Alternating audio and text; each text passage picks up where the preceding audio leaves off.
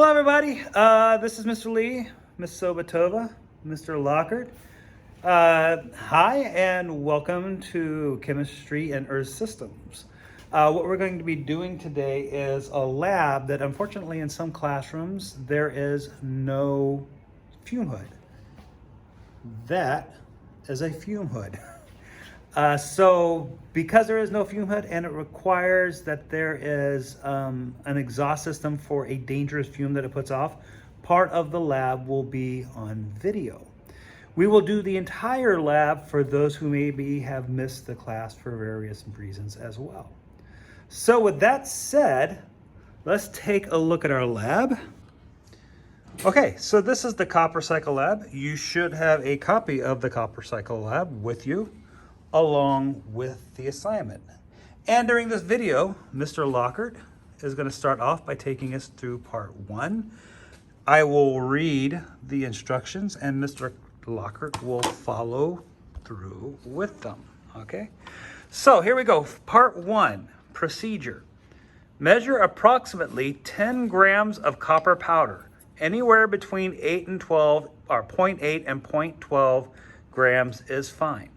Place the copper in a 250 milliliter beaker and move the beaker to the fume head. So here we go. There is our balance. And it's 0.1 grams, not 10 grams. 0.1 grams of copper. Oh. And we said that anywhere between 0.08 and 0.12 is work. So 0.11 is excellent. He is going to transfer this to a 250 milliliter beaker. I'm going to try to tap all that copper in so we can get as much as we can. All right. Hold on. Before we go, if you could put that back down, Mr. Lockhart. You can see right here, it says step 1. What did you do? You started with the copper. What did you observe? So I want you just to take a nice little look at the copper inside of the container. So there you go. It's copper colored, strangely enough. All right, step 2.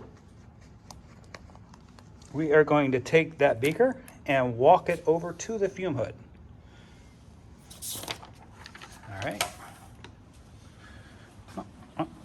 Notice Mr. Lockhart is fashionable in his safety apron and goggles and gloves. Thank you for being safe, Mr. Lockhart. You bet. Okay, step 2, using a graduated pipette. There you go. You can show them what a pipette is. And the way you draw a liquid into the pipette is by rolling that little ball at the top, and the way that you release it is by either rolling the ball back down or pressing that trigger to let it go all at once. Using a graduated pipette, measure 2 milliliters of nitric acid, which is HNO3, which is inside that vial. I want you guys to take a quick note as to what, go ahead and pick it up and swirl it around a little bit there, what that actually looks like. There you go. It's just a clear liquid. Using that graduated pipette, measure about 2 milliliters, which is already marked off for you right there, 2 milliliters. So we're going to draw 2 milliliters up into that pipette. Just double checking and seeing. Yep, that looks good. And now we are going to take that and put it into the copper.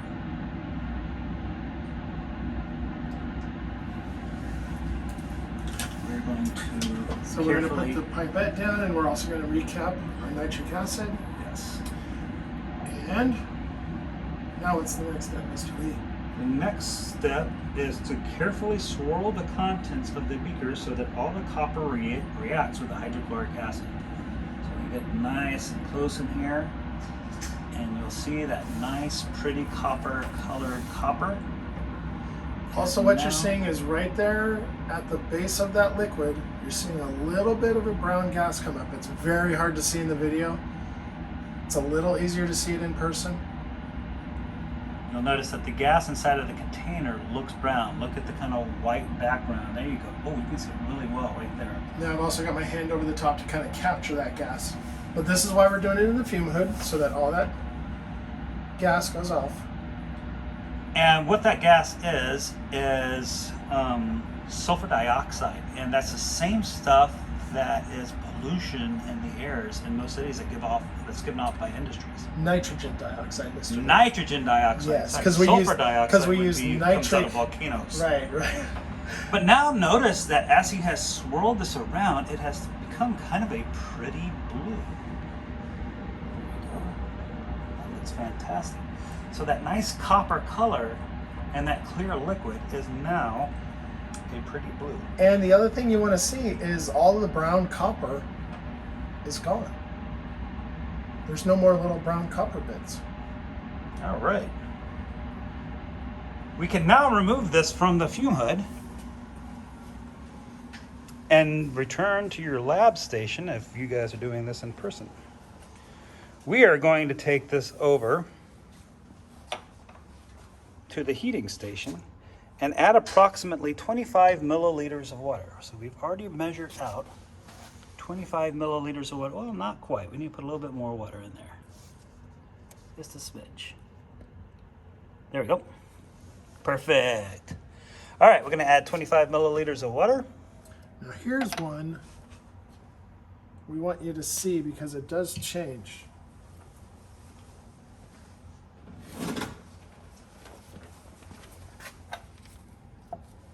Got a nice white background. So as the water goes in, watch.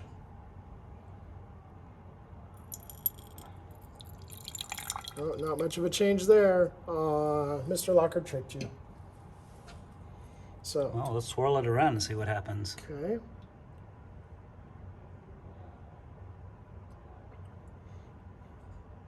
So now an interesting thing is now we have a lighter blue color, and there's a strange little particulate down in the bottom.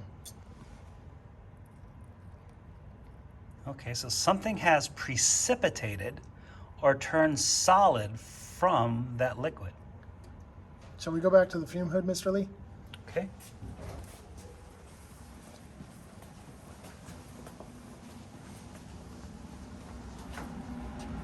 So now we're going to move the nitric acid off, and we're going to move in the sodium hydroxide. And again, we've got a pipette labeled sodium hydroxide. We have our chemical sodium hydroxide.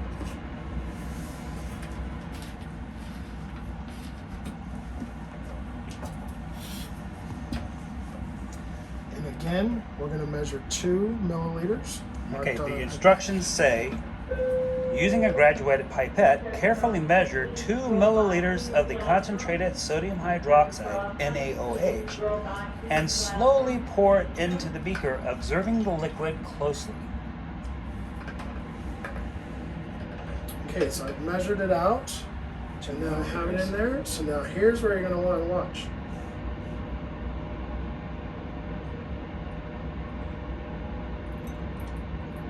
Oh, look at that.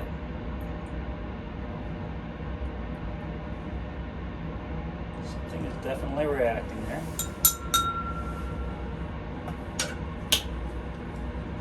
And then again, we're going to give it a little swirl.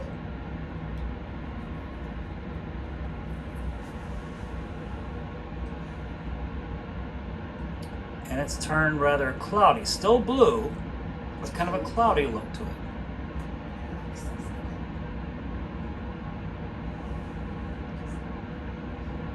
And that's going to end video 1.